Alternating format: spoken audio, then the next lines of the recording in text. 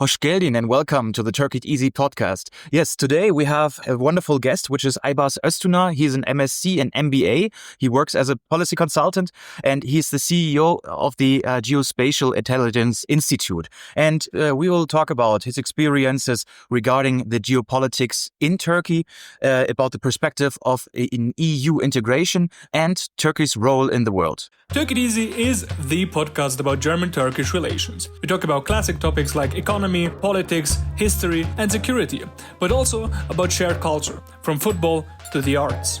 In conversations with experts, we explore the challenges and highlight the potential of a strong bridge between Germany and Turkey.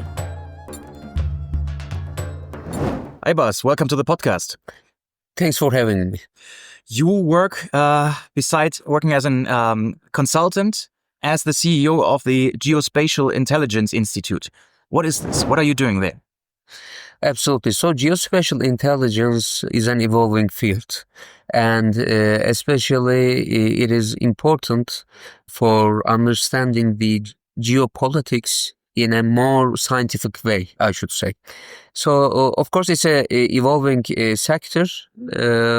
We do analyze open source data that we get from the satellites and different kind of photogrammetry, and make it as a more briefly understanding material. So that's what we do, and hopefully we will be also sharing with you the yearly report after July.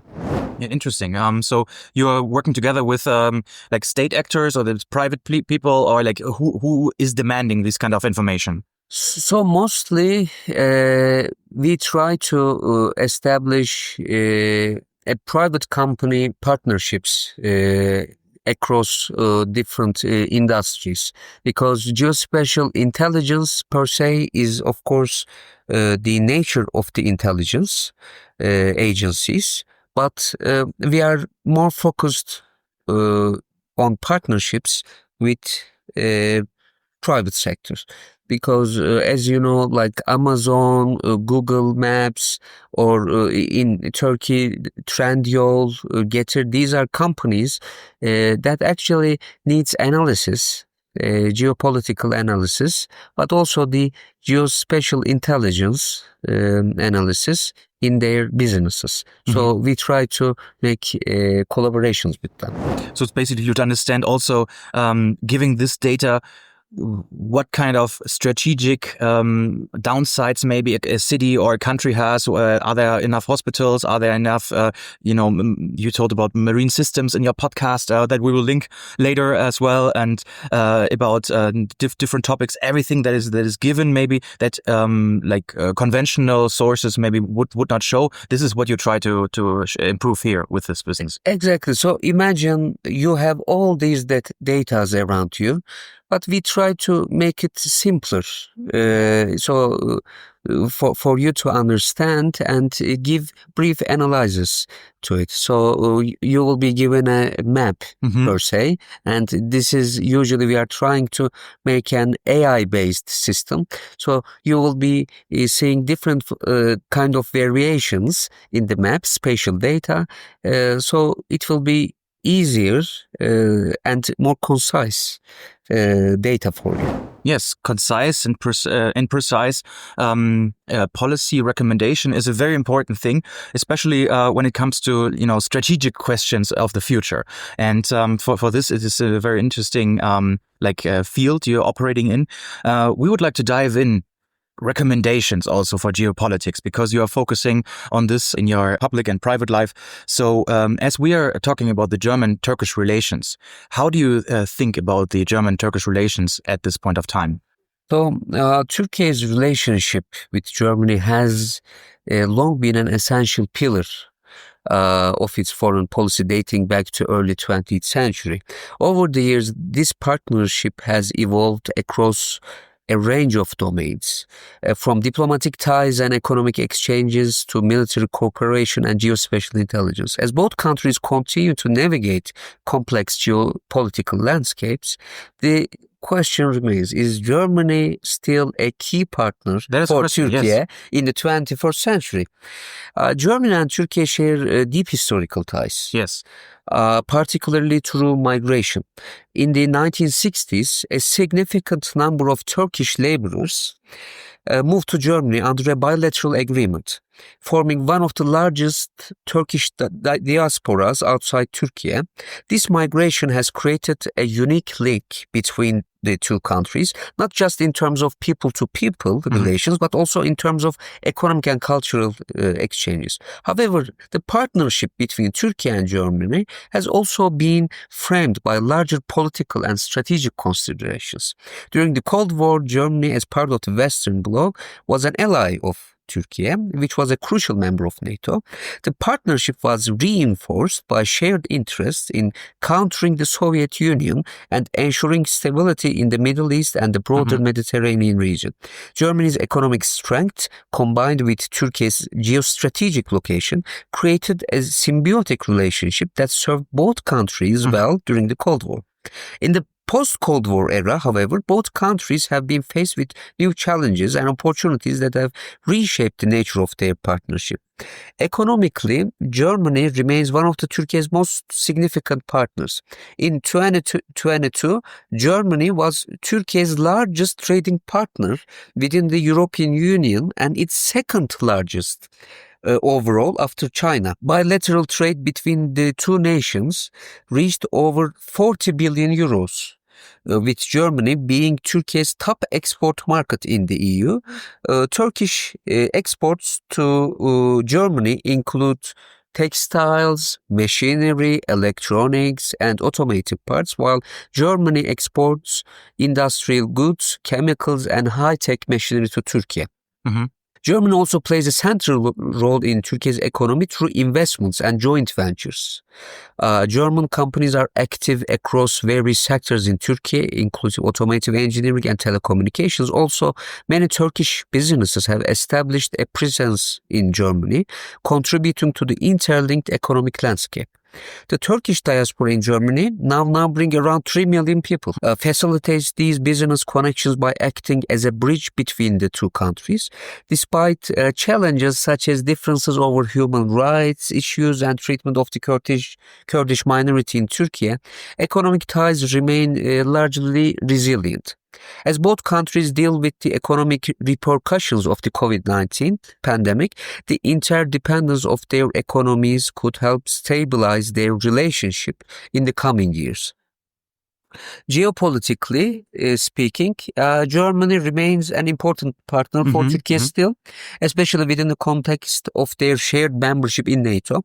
Both nations recognize the importance of a stable euro and the need for a unified response to regional challenges, including the Russian threat, the Middle Eastern crisis, and the growing instability in North Africa. However, their geopolitical priorities are not always aligned. And this is the interesting part, yes. Turkey's foreign policy has become more assertive in recent years, particularly in the Middle East and the Eastern Mediterranean. For example, Turkey's involvement in this Syrian civil war, where it has supported opposition groups, has often been at odds with Germany's more cautious approach. Germany has also been critical of Turkey's military actions in Syria. That's true. Particularly against Kurdish groups that Germany views as terrorist organizations. In the Eastern Mediterranean, Turkey's drilling operations for natural gas in contested waters, particularly of Cyprus, have caused tensions not just with Greece but also with Germany. Yes. And this is a very, very interesting aspect. So basically, what you're saying now is we have two countries which are dependent on each other, which support each other, but in some aspects have contradictions. That is true. But I would like to understand from you diving into this now, Germany maybe reached a certain peak. When we look at economics, you mentioned that Germany is in the economic crisis right now. When it comes to the meaning of European Union's share in the world, in politics, geopolitics, economics, the share is decreasing. So, what do you think about Germany being a Turkish partner and a factor in the Turkish strategy in the future? Aren't there other countries which are more interesting to dive in from the Turkish perspective? So, Turkey's aspiration to become a member of European Union has been a significant part of its foreign policy for decades. Exactly. However, the journey toward full membership has been marked by numerous hurdles, setbacks, and evolving dynamics.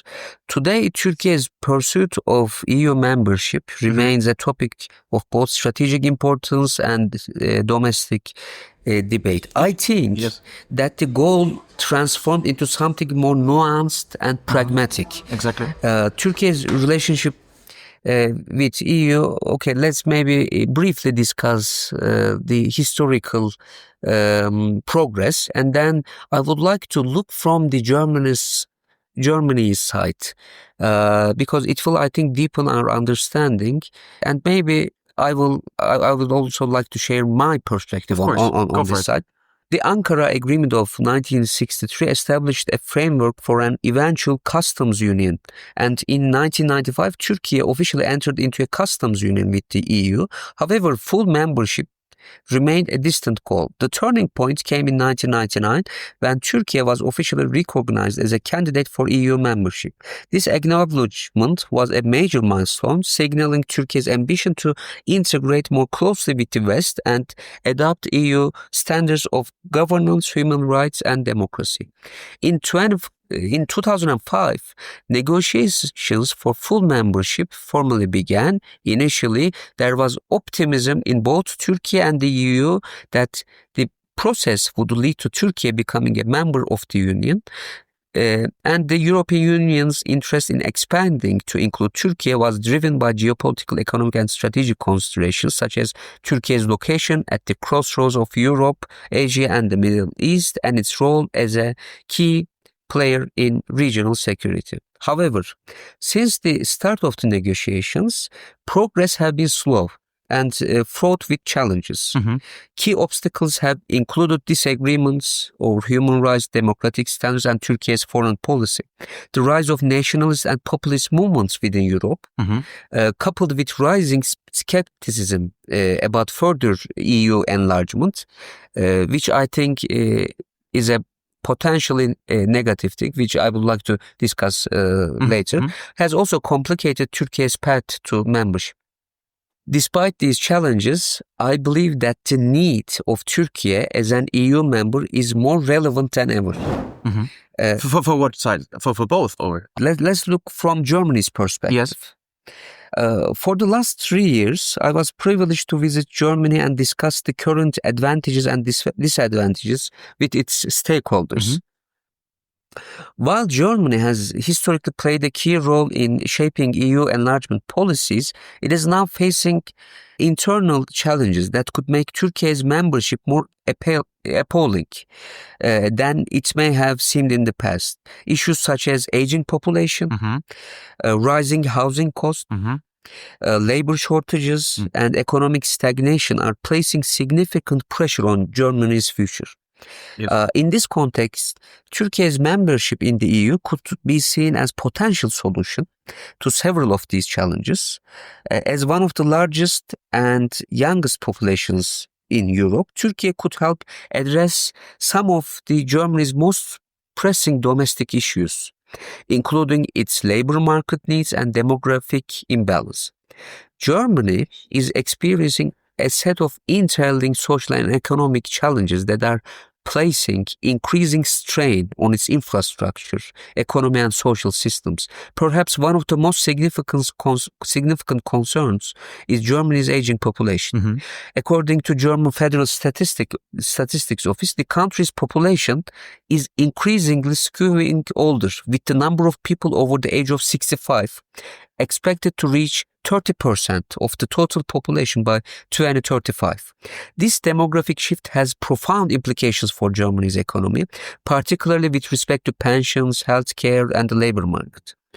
One of the most visible manifestations of Germany's demographic and economic pressures in the rapid increase in housing prices, particularly in urban areas like Berlin, Munich, and Hamburg.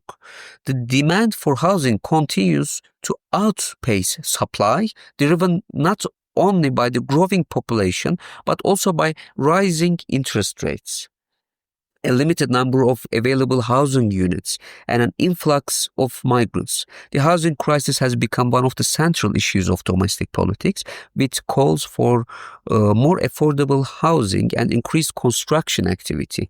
However, addressing the housing shortage will require significant investment in infrastructure, urban planning, something that could be more easily achieved with a larger and younger workforce, like Turkey, contributing to construction and development. At the same time, Germany is facing a critical labor shortage, as you know pretty well. According to the Federal Employment Agency, there were approximately 1.8 million job vacancies in Germany in 2022, with many sectors, including healthcare, education, construction, and manufacturing, struggling to fill positions. With a large portion of Germany's workforce retiring in the next decade, there is an urgent need for new workers to support economic growth, fund social services, and maintain the country's high standard of living. Germany's current immigration policies, while accommodating, are insufficient to meet the demand for workers across multiple industries. Turkey's position as a country with a large, young, and increasingly skilled population presents a unique opportunity for Germany. The country has a population of over 85 million people, as you know, with a median age of just 32 years. So just stating, yes. If Turkey would join the European Union, it would be automatically be the biggest country in the European Union by people, by population, and this is just a side factor, okay? But exactly. It is larger than most of the Eastern countries, also of Netherlands and Belgium. You can accumulate them together, and you might have a country being as big population-wise like Turkey, and this is of course a factor. But please continue. No, you are right. This is one of the, I think, setbacks that German officials are right about, because this is a very large population that can possibly hinder economic growth and may be more potential side effects. However, let's maybe think for a moment. For the last couple of years, the EU enlargement, especially the Brexit, and the EU's goal to enlarge with new countries, which has downsides, I assume, but I think Turkey is more relevant than ever in terms of satisfying the needs of EU's needs now. This is quite right. Yeah. I just want to point out here that some of the arguments which are usually stated then is that we see already that there is a certain brain drain in Turkey when it comes to, for example, doctors. We have a lack of doctors in Germany. We need people to work in our hospitals, and especially doctors from Turkey are working very efficient and productive there. So, but of course, this brain drain certainly has problems inside Turkey because you have a shortage yourself, and therefore migration can be a solution to this. But from the analytics that we see in Germany right now, it can be only like a little short-term solution. But you have to really redefine the German pension system, the German also way of looking at work. So maybe you should not allow people to retire at a certain age where they are productive still. So it's the whole educational pension system must be considered while looking at this demographics. Like why to understand there are some countries, especially in the European Union also, we don't have to look to Africa or to Turkey or the Arabic world, why are there too less children in the families? How can we support these families? But this is like a bigger aspect. Something that you touched upon, and this is I think very important. There is a need for an integration because of these economic and social aspects. And one idea I would like to ask you is that you can have an integration with countries like Turkey, but also, for example, Morocco, Egypt, the countries in the Caucasus and the West Balkan, without being a full member of the European Union. Absolutely. So then you call it whatever you would like. It's maybe the Greater European Economic Zone or the Centralized Partnership or whatever. But tearing down the hurdles, the walls we have in visa questions, in economic questions, such as like the European Union, in my opinion, tends to go to New Zealand, to Mercosur countries, to Canada, so countries that are pretty far away. You need several hours of flighting there, or you need weeks of shipping. Yeah, why not to have, for example, visa-free travel regime or an economic free regime, free trade agreement with Turkey, for example, or with those kind of countries? Yeah, what do you think about that? That's absolutely more reasonable, I think, and more doable. Exactly, faster. In Yes. short term, it's faster. We can establish this in the next few months pretty easily. But still, upon the discussions in the Bundestag for the last 3 years, also this is something I have discussed with the German politicians also, and most of them share the same perspective, because there are very simple issues that is still problematic, like visa issues. There are a lot of business owners and even students that would like to Germany. Exactly. But facing longer visa times and stuff. This is outdated.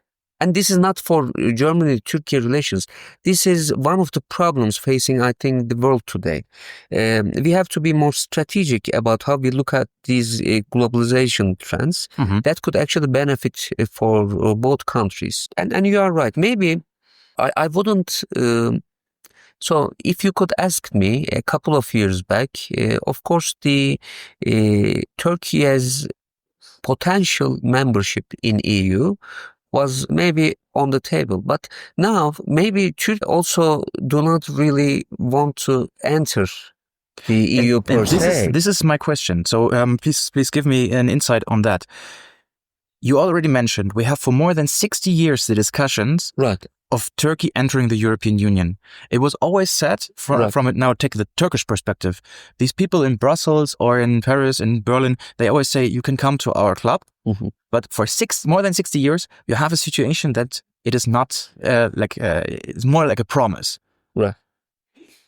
Is there maybe at one point where you understand it's like a dream or like a perspective that never become reality? So Turkey at this point of time needs to focus on other countries getting away from the European Union? I have to say that the Turkey's foreign diplomacy priorities have differed over the years.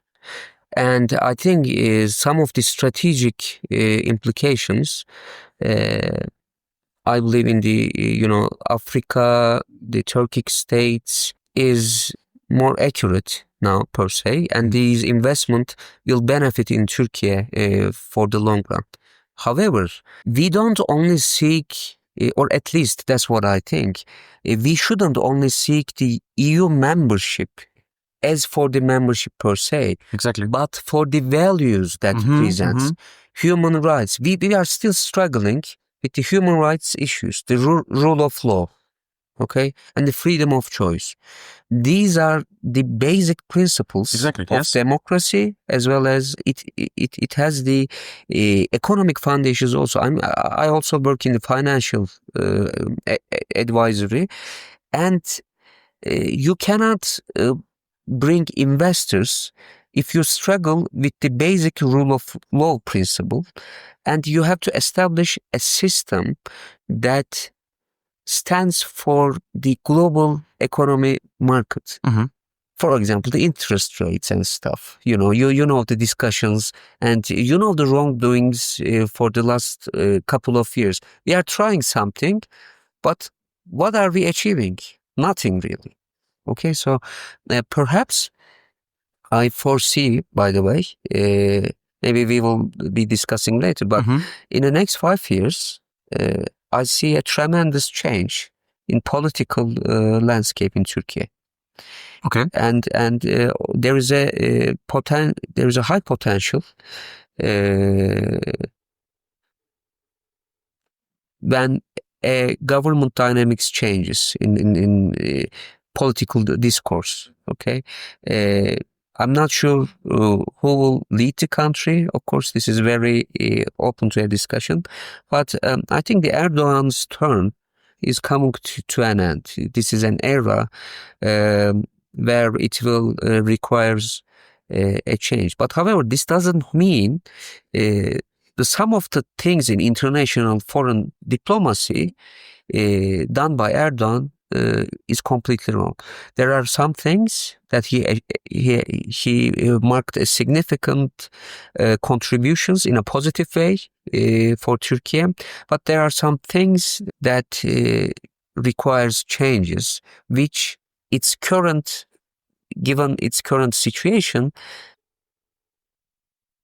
it has come to an end. There is nothing within the government can establish a new paradigm to do so. So that's why a complete change may be also an interest for Europe that can strengthen our relationships. If, again, the basic matters have to respond and met. So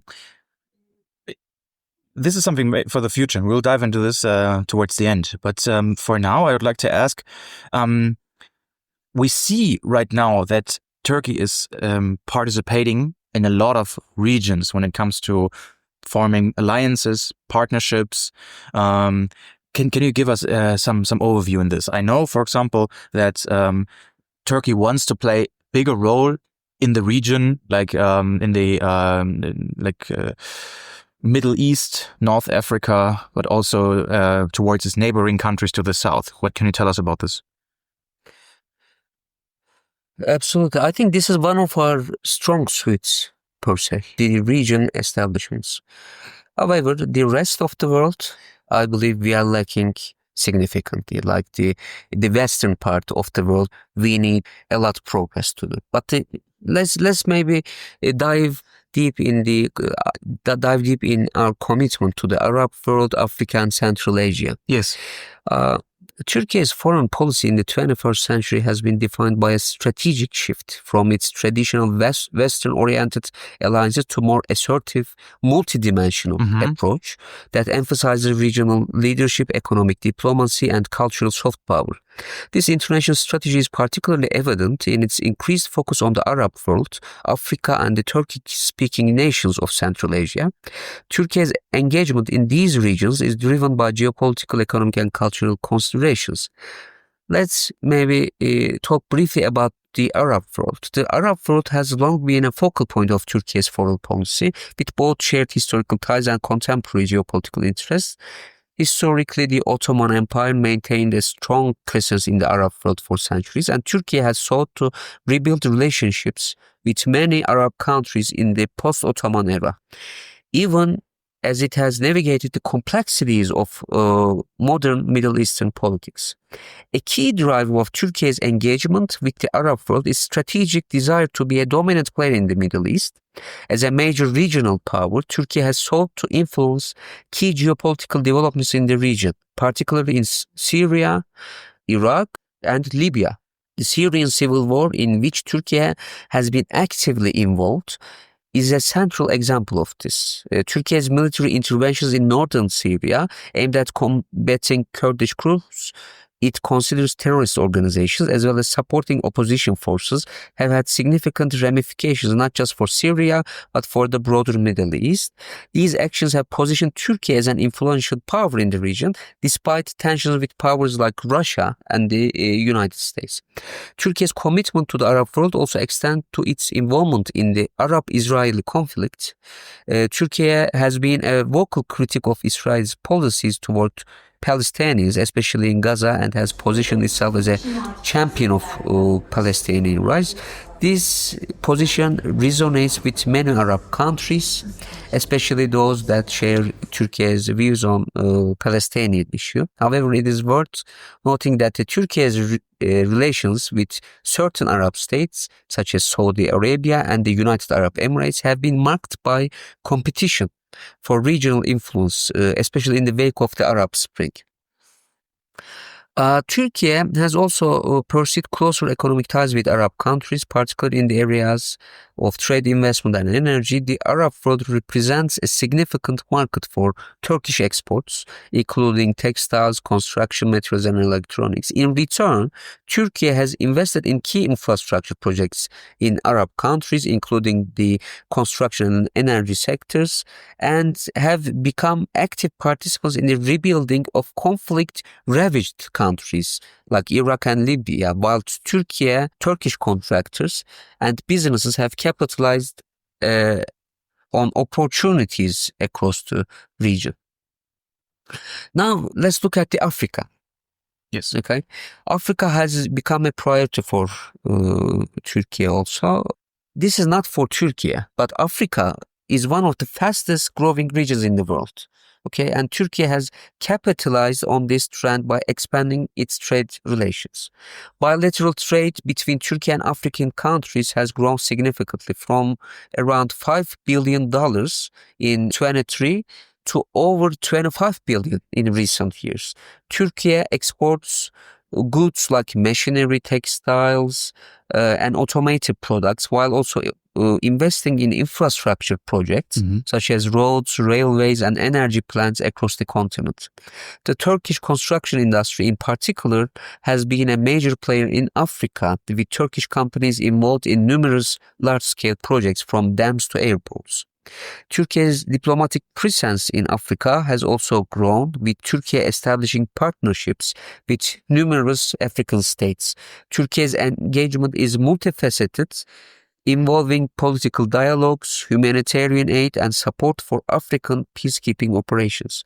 The African Union has also become a key partner for Turkey, and in 2005, Turkey was granted observer status in the African Union, symbolizing its growing role in continental affairs. So that being said, question from my side. Yes. In Africa, for example, or also in the Middle East, there are numerous countries trying to have new allies, find trade partners, such as China, as India, America has been there for a longer period of time, Germany and the European Union countries, but also other partners from Asia, like also Russia participating. What unique selling points does Turkey have here? Why should a country from Africa ally with Turkey? Also, maybe we should look at what we gain by our investments. Sure. From Africa.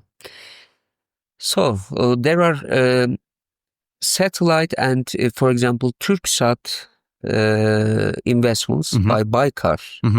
In the near future, I think we will be hearing shortly from them. We will gain investments in return from these satellite and Turksat, the telecommunications sector per se. So everything happening in aerospace, which is millions. However, is this enough? Of course not, because we cannot just do this with Baykar. But Baykar and its partners in this industry, I think, will be a dominant power, especially when talking about the return investments from Africa. However, also let's look at the cultural side or the educational diplomacy. Like we have an agency called TİKA. TİKA is the Turkish Cooperation and Coordination Agency, which has significant contributions in the region, like the educational exchanges or the investment in the soft power per se. So I think this will, not in short term, but in the long term, We'll have, and we'll actually dive into this later, because we have contacts with some African students who came to Istanbul or to Ankara to discuss this. But are there other aspects, like you mentioned many countries which are maybe not developed at the moment, or which came from a crisis situation? Why should they ally with Turkey? Coming back to that. Well, Turkey, despite all the problematic aspects now, still has potential with respect to trade, energy, and of course some other sectors too. Also, think about it as a migrant issue too. There are lots of people coming from the variety of countries, and these are mostly third world countries that actually needs work, and so that they can send back home some money and live in better conditions. So I think this will be a stronger side for this mutual agreement. But more importantly, again, the defense engagement, along with the telecommunications engagement, will be significant in the coming years. What do you think? How can the German-Turkish relations in the next 5 years can be shaped? And what should be aspects of a strategic partnership between Germany and Turkey? Where are our starting points? First of all, I think maybe looking at from this point for the next 5 years moving forward, I foresee a political change in Turkey, as I mentioned earlier, which will increase more enhanced cooperation if Turkey can achieve rule of law, human rights, and freedom of choice standards. But also, I would like to note that the NATO expansion and the EU expansion for the last couple of years will have disadvantages for themselves, okay, because of many reasons. If talking about the realist international policy standards. However, this also brings more potential to Turkey than ever before, because Germany has an immediate need for such dynamics, which again doesn't necessarily mean the EU membership, okay? Because I believe the EU membership is outdated, unfortunately, because of some policies have done over the years. And also that is why the Brexit happened, and EU is still facing a lot of hardship, and we will see in the future. But this also means that Turkey can be very beneficial if the standards and the chance given to Turkey with respect to basic beginnings like visa, okay, and maybe some educational exchanges or some other customs and trade agreements. Exactly. It will be beneficial for Germany. Yes. Now more than Turkey. For Turkey. Yes, interesting. Yeah. That's what I think. Yes. Yeah. Thank you very much for that. So we see that you have a broad perspective on lots of geopolitical topics that we could discuss here for several hours. If our audience is curious about your work, where can they find it? They can search the Geospatial Intelligence Institute.com. And also they can follow me in YouTube and Spotify and stuff. But before we wrap up, maybe let me briefly talk about the satellite and space aspect. Very shortly. Yes. So the TürkSat 6A satellite, as you know, Turkey has made a significant move by producing its own communication satellite with domestic capabilities. TürkSat 6A is Turkey's first indigenous communication satellite and was developed in cooperation with prominent institutions such as TürkSat, TÜBİTAK, Aselsan, TÜBİTAK Bilgem, and Turkish Aerospace Industries, which is called TUSAŞ. The production process involved comprehensive testing and prototype development. In early 2024, it was announced that the critical tests of TürkSat 6A were successfully completed and the satellite is now in preparation for launch. So that being said, the low Earth orbit satellites and satellite constellations will be an important part per se.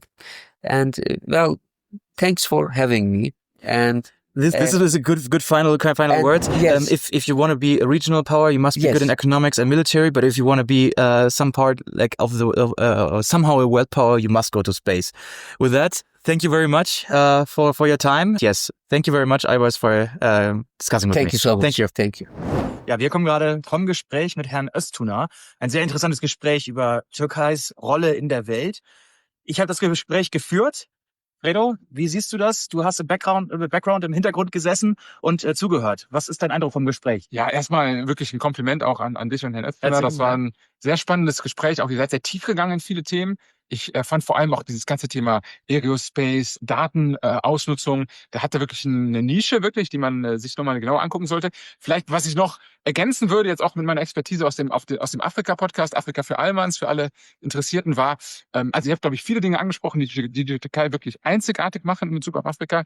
Was man auf jeden Fall noch mal hervorheben muss, denke ich auch für euch als Hörer, die Türkei hat wirklich eine einzigartige Ausgangslage, zum einen aufgrund ihrer geografischen Lage. Es ist das einzige afro-eurasische Land der Welt und damit natürlich auch ein Netzwerk, ne? Wie gesagt, immer wieder den Flughafen in jedes Land außerhalb von Amerika als bester Zugangsort und zweitens diese Kombination aus einer multipolaren, aber auch muslimischen Verbindung, die die Türkei repräsentiert. Und ganz viele arabisch geprägte oder auch subsaharische Länder Afrikas haben eben auch muslimische Bevölkerungsanteile. Ne? Ein bisschen Edwin, Tansania, aber auch Somalia. Und dort hat die Türkei einfach nochmal einen direkteren Zugriff, weil sie diese Dinge zusammenbringt. Wie findest du das? Gab es aus deiner Sicht noch Punkte, die du hervorheben willst im Nachgang an das Gespräch? Also wir hätten natürlich gerne 2 oder 3 Stunden darüber sprechen können.